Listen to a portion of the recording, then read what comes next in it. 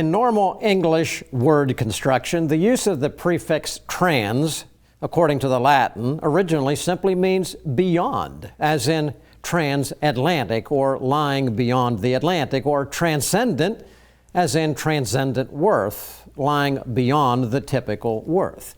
But when trans is connected to the morally established and scientifically fixed reality of defined gender, as in transgender, or transgenderism, as in our truth-impaled, lawless, corrupted, and immoral society, well, the drive to force the acceptance of two mutually exclusive words, such as trans and gender, is producing conflict of all types. In describing such an effort, it's insufficient to just use the word woke to describe the general cultural attitude behind the drive to force the concept of transgender as an equal or positive development within the arenas of defined moral, scientific, medical, spiritual, psychological, or physiological standards and norms. Yet we see our nation being literally split apart by a small but vocal political and ideological contingent. And when promoted by government at the highest level, such as our own State Department, our Departments of Justice, Education, and Defense, and even directly from the White House and our nation's president, who boldly promotes transgender and drag rallies, cultural division is being driven deeper, forcing people to either understand and defend what is morally and scientifically true, or to accept as normal the conflicting combining of the two good terms, trans and gender. The personal, family, and cultural impacts on society, particularly children who, through the actions of adults who change laws to permit minors to receive permanently altering hormonal or radical surgery, those kind of changes, to change their biological and chromosomal birth sex from male to female or female to male, are profound and mostly irreversible. Yet the tortured justifications to allow for such profound changes to occur, which ignore true science, biblical morality certainly, and psychological realities, has reached historic levels. The denial of reality and scientific truth and upending generations of civil laws put into place to protect the innocent is resulting in nothing less than the abuse of the vulnerable, our children, their families, and our cultures as a whole. And all of these laws, once deliberately put in place to protect, are being rewritten to harm and violate the vulnerable. It's sad. Yet despite the obvious and perhaps not so obvious permanent impacts, most in positions of authority, led by those in civil government who make and enforce the laws, enabled by an horrendous number of religious leaders who literally apologize for unlawful and selfish adult behavior and the legalized abuse, literally, of children, thus creating permanent harm beyond description. It's being waged right now on our children and families. To me, it's reminiscent of the laboratories of the Third Reich. It's serious. So beginning today, and extending into next week's program, Isaac and I are going to engage this subject with a special guest who's very qualified to speak on this issue. He's an author, the son of a pastor, and someone who's experienced more than most people can imagine. But by the love and the mercy of God, he now speaks truth in love to this issue. He's also the author of the book, From Queer to Christ, My Journey into the Light. His name is George Carneal. The title I've chosen for today's program and next is Transgenderism Exposed, Biblically, Truthfully, and Lovingly. And with that, I welcome in right now, back to the program, George Carneal. George, thank you for being back with Isaac and I. You were with us several years ago, but it's great to have you back. And it's good to be back. Thank you for having me. You are welcome. Well, George, when you were with us before, you shared a bit of your powerful journey, your personal life experience, your spiritual life experience, and why it brings you to the point where you have now such passion and knowledge to speak on this issue that we're going to undertake today and next week. You can't go into all of your history and your testimony, but can you share a little bit to establish for listeners who probably don't remember you, or just lay out some of this for the next minute or two, if you don't mind? Yes, I am the son of a Baptist minister, and I spent 25 years in that lifestyle. And in my book, I just share what it's like to struggle with your faith and a same-sex attraction. And I really wanted to give Christians some insight into the reality of what that world is really like versus the sanitized version of what you are getting from Hollywood and the media. Additionally, because I have so many individuals and friends that I know in that lifestyle who have gone down the transgender path, and I've seen what it has done to their lives. It has devastated their lives. I'm very passionate about this issue because I want people to wake up and to realize that the narrative that is being fed by the media is not the truth. People really are not being told the truth. And sadly, so many of these transgender individuals are going down this path and are having to suffer the long-term repercussions of having bought the lie that they could change their gender. So I just want to bring some light to this subject. And George, that was superb. Just share just one little piece on this. Your departure into the lifestyle when you were young, the Lord did bring you back. And you've talked about your father in the past. Could you share just a little bit about how that relationship has meant so much in your journey? The media often pushes the father-daughter, mother-son narrative, but I need people to understand it's the same-sex bonding with the parent that is so imperative to keep so many of these young men and women who go into that lifestyle. It's because there's a brokenness, usually with the same-sex parent. It could be the opposite-sex parent for other reasons, and I detail this stuff in my book. But with my father, because there was a disconnect with him, and he wasn't overly demonstrative in his love. But additionally, the rejection from my male peers at school just left me completely deficient with any real form of male bonding, which is why when I went into a gay bar at 18, I became so addicted to that life, because I was trying to find something to fill that void that I didn't realize that only Jesus could fill. I thought I could fill that void through men. And eventually, God helped me to see that I could only get it through Jesus. Amen. Thank you for that. And ladies and gentlemen, we'll be right back to continue as we get into talking about definitions of important terms. You don't want to miss this. And George is going to come back in the next segment and actually describe in rather significant detail exactly what happens when a person begins to undergo or hormonal or actual surgical change. Truth, flexible or permanent? The Bible, ancient history, or powerfully relevant? Culture, a reflection of enlightenment, or warning signs? The pastor, commentator, or frontline combatant? Every day, American Pastors Network speaks to these questions where and when they matter. With hundreds of affiliate radio stations nationwide, a website and mobile app screening today's headlines through the twin lenses of the Bible and the Constitution. Educating, informing, equipping. This is the American Pastors Network. The time is now to stand in the gap for truth.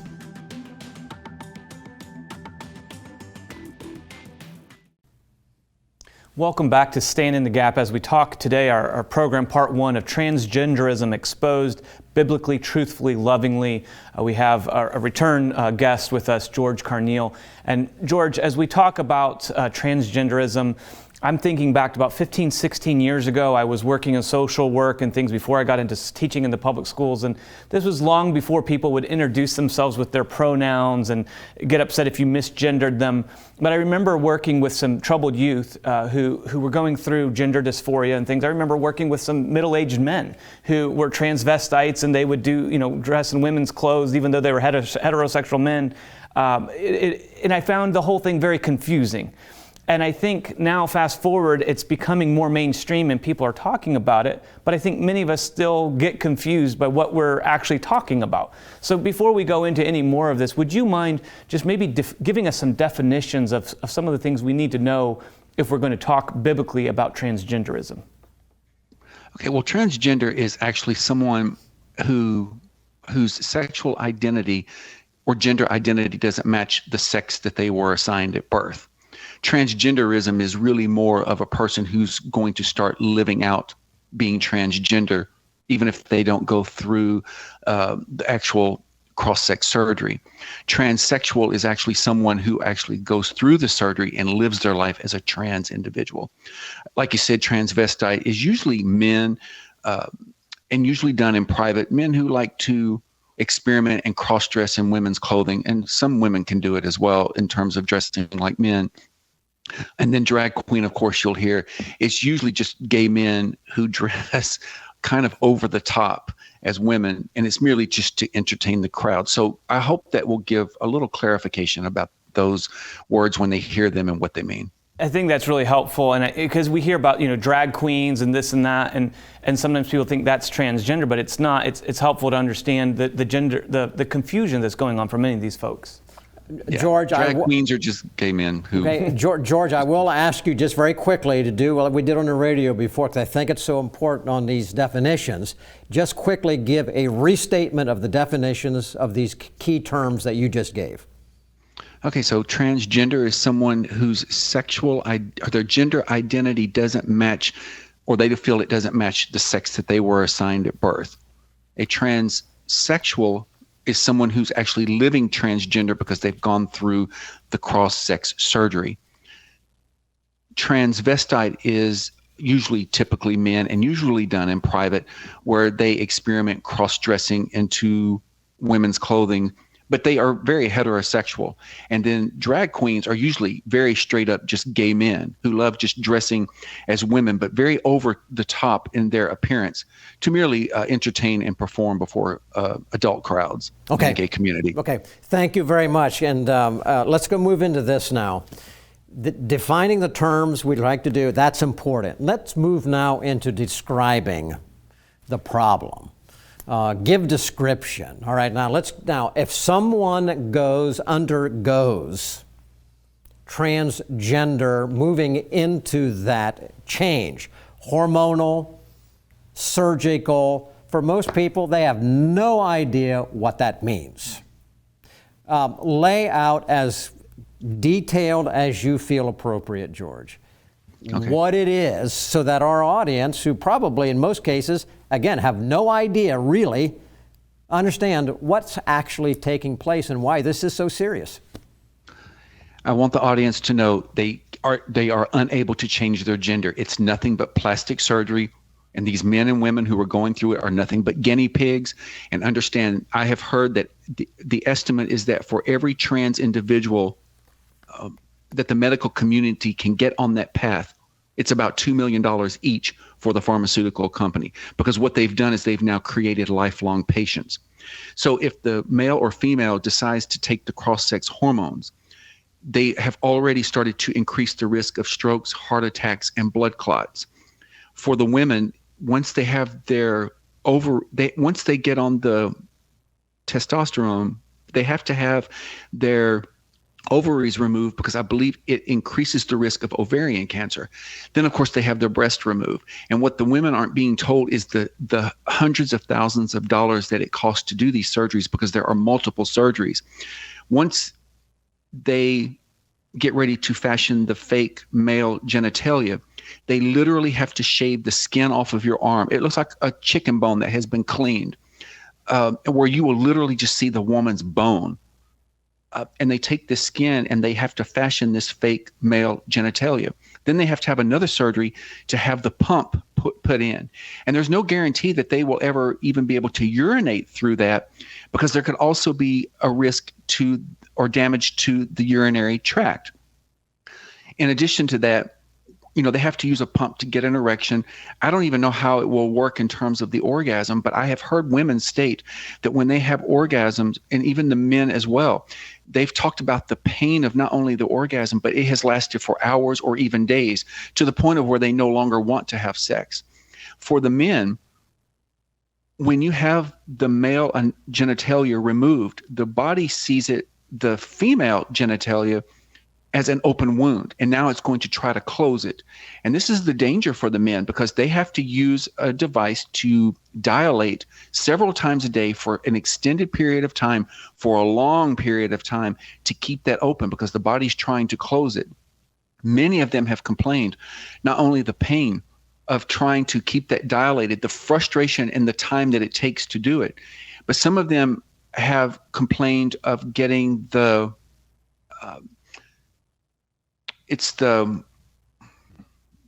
I can't think of the word. It's scar tissue. And they've had to go through the surgery again to have that scar tissue removed and to open this female genitalia back up. And some of them have complained that because of the bacteria that gets built up, that there's a stench that comes from it, because a woman is self-cleaning. So these men who have gone through this have complained, and it's horrific because their partners don't want to have anything to do with them because the smell is so bad. And I'm not trying to be graphic, but this is what people need to know. Additionally, there's always still the risk of damage to the urinary tract. Some of them may have to move to having a colostomy bag. Just internal damage to the organ or damage to the internal organs through the process of this surgery. There are including the guys who have complained of course, the pain from the sex and the orgasm, and just the regret, because this is not like a tattoo that you get that you hate. Once you remove these body parts, that's it, and they are stuck and having to live with this. So the transgender individuals who are detransitioning and who are warning and sounding the alarm are angry. They are saying we should not have been fast-tracked through the cross-sex hormones or even the cross-sex surgeries. We should have been given counseling. I actually know one guy who was on estrogen. It literally bent him over like an old woman. He went into early osteoporosis and his teeth were falling out. And it will age you. This is what they're not telling people. So I want to say to Christians and to the public in general, this is destroying lives, and it's all just plastic surgery. And these individuals who are going through this not only still have the additional same problems that they had, but they have an additional onslaught of these other problems now because of the surgery and the effects of taking these very dangerous cross-sex hormones and injecting this stuff into their body. Some of them have been on it for so long that they can no longer get off of it. That's how dangerous it is. So I hope that's a little overview of what you are supporting if you support this agenda. George, I've got to ask you this question. And this wasn't in the script. This is not what we were talking about, but it came up. It's in my mind as you're talking here now.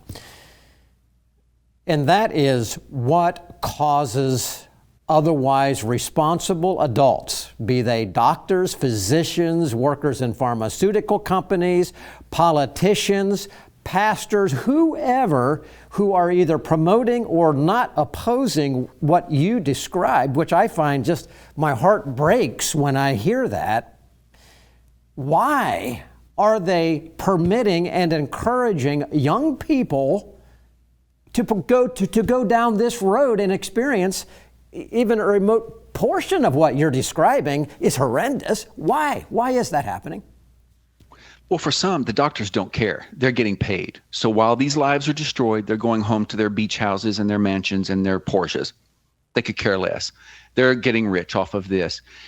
There are some medical professionals who are speaking out, and they've paid a price for speaking out. There are some medical professionals who know the truth but don't want to speak out because they are afraid of the backlash that comes with it.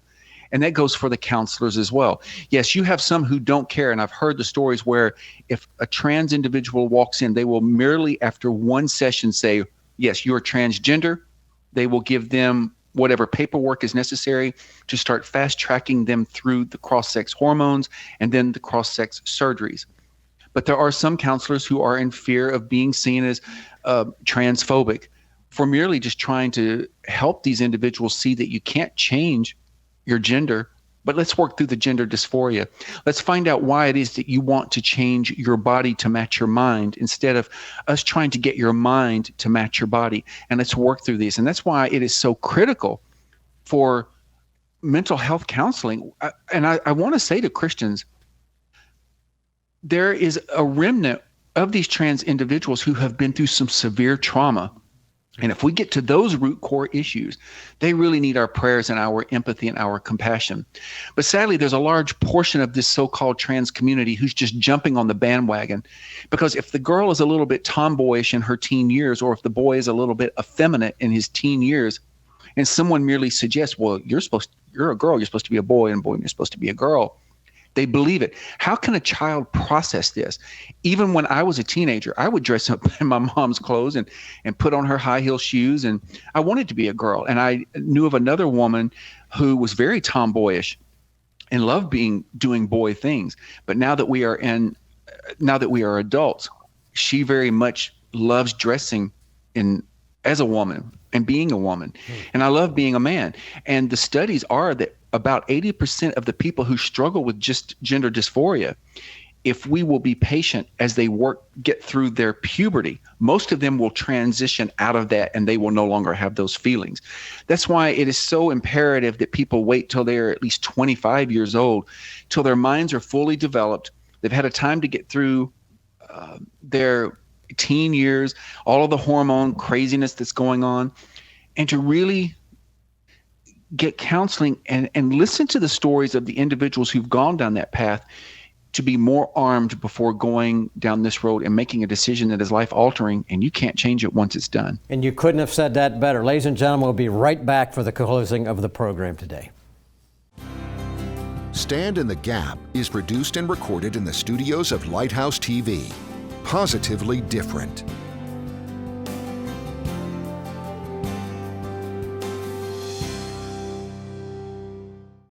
Watch Lighthouse TV wherever you go.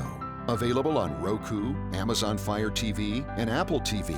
You can view our in-house studio productions on demand, or watch what's on the station right now with our 24/7 live stream. Search Lighthouse TV online on your streaming device, or go to our website lighthousetv.org for more information. Lighthouse TV, positively different.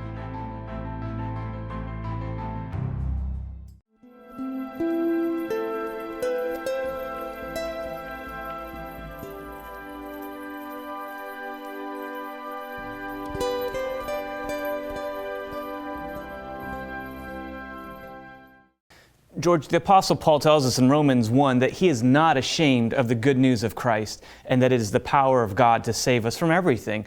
Why is it important for us as Christians to talk about these things, to expose what's going on with the transgender lifestyle that's going on? We have only about 90 seconds left, but what would you encourage us with?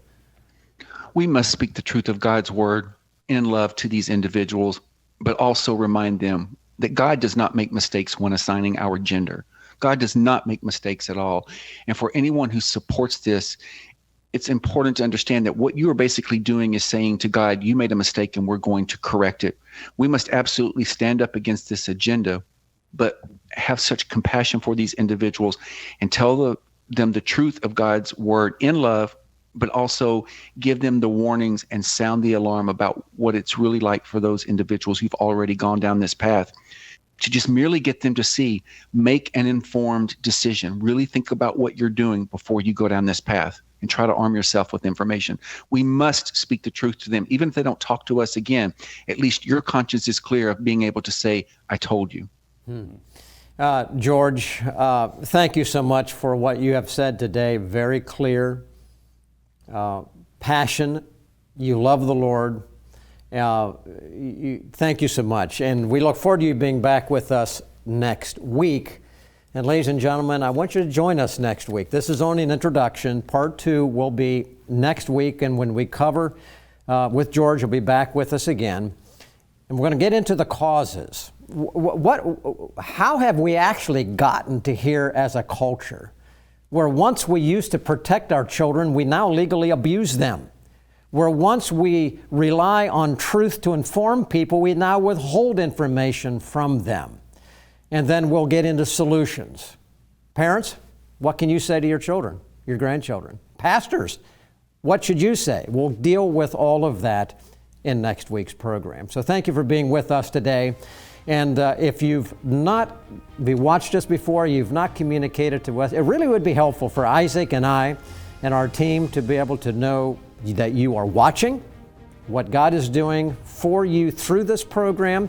And when you do, let us know where you are watching us on this program. All of that helpful. And pray for us next week and do everything you can to pass along this program to your friends, and make sure you join us again next week for part 2.